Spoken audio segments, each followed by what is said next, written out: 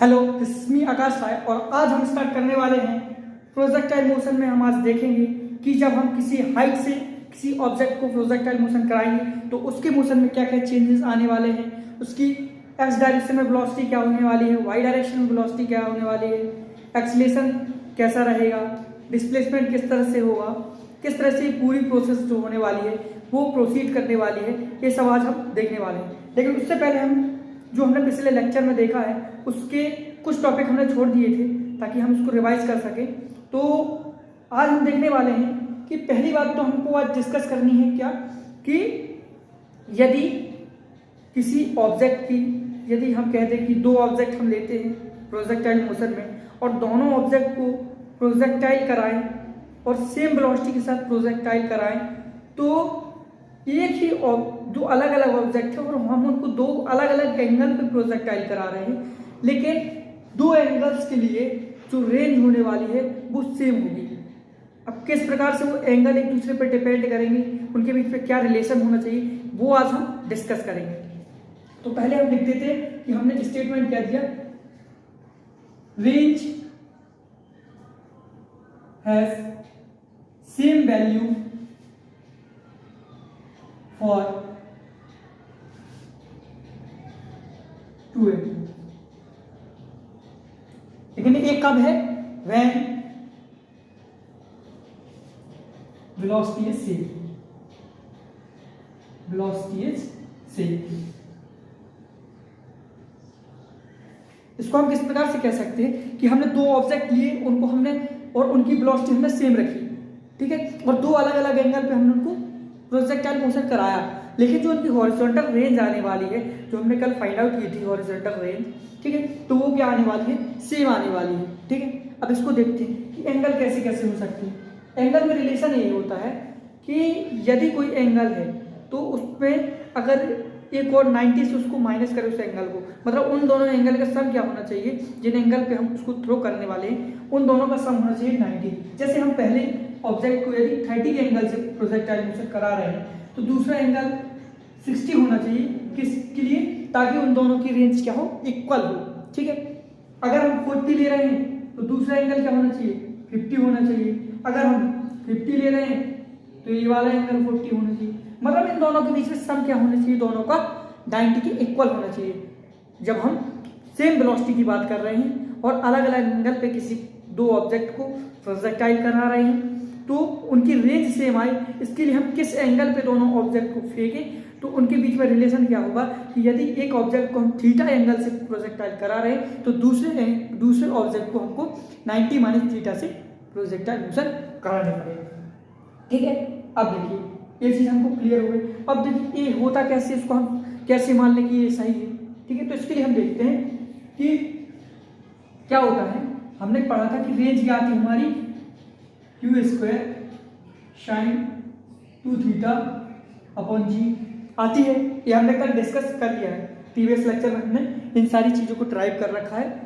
अगर नहीं देखा है तो आप लेक्चर जाके देख सकते हैं, ठीक है। और देखिए अगर ए एन इस तरह से है तो, और दूसरा ये फर्स्ट ऑब्जेक्ट के लिए अगर हम ये वाली रेंज लिखें और दूसरे वाले की हम रेंज लिखेंगे तो क्या रेंज दूसरे वाले के लिए आ जाएगी, क्यू स्क्वायर साइन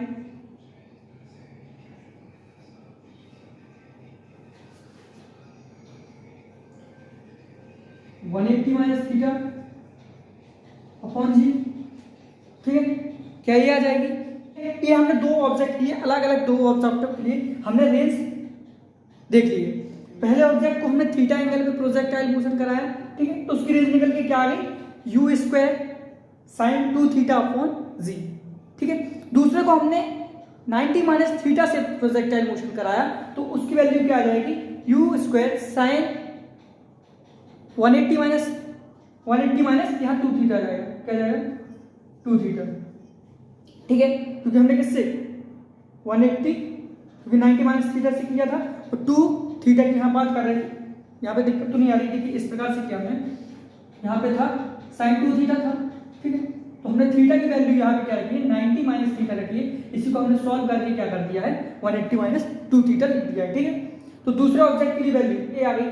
और अब हमने क्या है, एक चीज पढ़ रखी है, क्या पढ़ रखी है कि sine 180 minus theta equal to sine theta, ठीक है, ये होता है sine 180 minus theta equal to theta. तो क्या इसकी वैल्यू जो हमने ये निकाल के रखा है, इसकी वैल्यू साइन 2 थीटा की वैल्यू इसके इक्वल आ जाएगी। अगर ये वैल्यू इक्वल आ रही है तो बाकी सारी चीजें तो सेम थी, पहले से ही सेम थी, तो क्या इन दोनों की वैल्यू भी सेम आ जाएगी। अगर इन दोनों की वैल्यू सेम आ जाएगी तो क्या, तो हम रेंज की बात कर रहे हैं, दो अलग अलग एंगल के लिए रेंज सेम आ जाएगी, ठीक है। वही हम कह रहे थे, यही हमने स्टेटमेंट दिया था कि एक सेम वेलोसिटी के लिए, यहाँ पे ए भी वेलोसिटी सेम है, ए वेलोसिटी दोनों इक्वल है, इसको हमने क्लैरिफाई पहले कर दिया। उसके बाद हम कह रहे हैं कि दो अलग अलग थीटा के लिए क्या होने वाली है, रेंज सेम होने वाली है, और उन थीटा के बीच में रिलेशन ये होने वाला है कि दोनों का सम 90 होने वाला है। अगर एक एंगल हम थीटा से प्रोजेक्टाइल कर रहे हैं तो दूसरा हमारा जो होना चाहिए वो 90 माइनस थीटा होना चाहिए, ठीक है। इसके साथ साथ एक चीज और हम देखते ही चलते हैं कि रेंज की वैल्यू मैक्सिमम कब होगी, रेंज की वैल्यू मैक्सिमम क्या होगी और कब होगी और क्या क्या कंडीशन हो सकती है इसके लिए, ठीक है। तो इसको हम देखते हैं पहले कि रेंज की वैल्यू कैसे मैक्सिमम हम ला सकते हैं। तो रेंज की वैल्यू लाने के लिए सबसे पहले हम उसके एक्सप्रेशन को देखते हैं और देखते हैं कि उसमें हम क्या क्या चेंज कर सकते हैं, किस प्रकार से उसको डील करें कि उसकी वैल्यू मैक्सिमम आ जाए, ठीक है। तो मैक्सिमम लाने के लिए हम क्या करेंगे, हम पहले एक्सप्रेशन को उसको लिख लेते हैं। हमने पढ़ा है कि रेंज क्या होती है, रेंज की वैल्यू हमारी आती है u square sine 2 theta upon G. अब देखिए हम यहाँ पे चेंज क्या क्या कर सकते हैं, एक तो हम वेलोसिटी को चेंज कर सकते हैं, ठीक है। दूसरा ग्रेविटेशनल एक्सीलरेशन को हम चेंज नहीं कर सकते, एक्चुअली चेंज तो होती है वो एक्सीलरेशन, लेकिन हमारे लिए जो हमको क्वेश्चन है तो क्या है, सरफेस के आसपास की वैल्यू को ही हमको कंसीडर करना है, और वहां पे हमको जनरली 9.8 या 10 गिवन होती है ऑलरेडी, तो इसको हम छेड़छाड़ इसके साथ कर नहीं सकते। हमारे पास दो टर्म्स है यू स्क्वायर और एक साइन 2 थीटा। क्या अब हम इसको देखें, साइन 2 थीटा को देखें, साइन 2 थीटा को देखें, तो क्या रेंज की वैल्यू तब मैक्सिमम आएगी जब जो साइन 2 थीटा हो उसकी वैल्यू मैक्सिमम आए, ठीक है। अगर साइन 2 थीटा की वैल्यू मैक्सिमम आएगी तो रेंज की वैल्यू भी मैक्सिमम आएगी। अब देखिए इसकी साइन 2 थीटा की वैल्यू मैक्सिमम क्या हो सकती है। अब हमको पता है कि साइन थीटा की वैल्यू मैक्सिमम होती है क्या, साइन थीटा की वैल्यू होती है हमारी मैक्सिमम 1, मतलब साइन थीटा जब 1 हो जाए, साइन थीटा की वैल्यू क्या हो जाए 1 हो जाए, तो साइन थीटा की वैल्यू मैक्सिमम है, 0 से लेकर 1 तक की वैल्यू अटेन कर सकती है, तो हमारी मैक्सिमम क्या वैल्यू क्या आ जाएगी, साइन थीटा की 1 आ जाए। तो अगर साइन थीटा की वैल्यू 1 आएगी, साइन 2 थीटा यहाँ पे हम कहेंगे, साइन थीटा हम कह रहे हैं, इसमें कंफ्यूज होने की बात नहीं, वो हम जनरल केस के लिए कह रहे हैं, लेकिन जब इस कंडीशन की बात कर रहे हैं तो यहाँ साइन 2 थीटा इक्वल टू 1 आना चाहिए मैक्सिमम रेंज के लिए। तो यहाँ पे हम कहें कि साइन 2 थीटा इक्वल टू 1 आ जाए, ठीक है। तो इसका मतलब ये नहीं हो जाएगा कि जो 2 थीटा की वैल्यू है वो हमारी क्या आ जाए 90 आ जाए, क्योंकि अगर ये वैल्यू 90 आ जाए तभी ये बना सकता है, क्योंकि साइन 90 इक्वल टू 1 होता है, ठीक है। तो इसके लिए थीटा की वैल्यू क्या होनी चाहिए, क्या थीटा की वैल्यू 45 होनी चाहिए।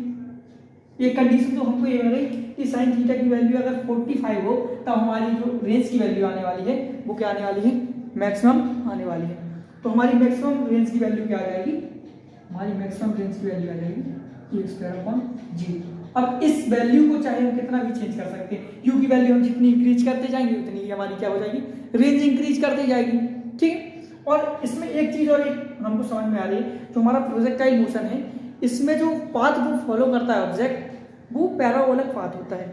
अब इसको हम कैसे मान लें कि वो पैराबोलिक पाथ को फॉलो करता है, ठीक है।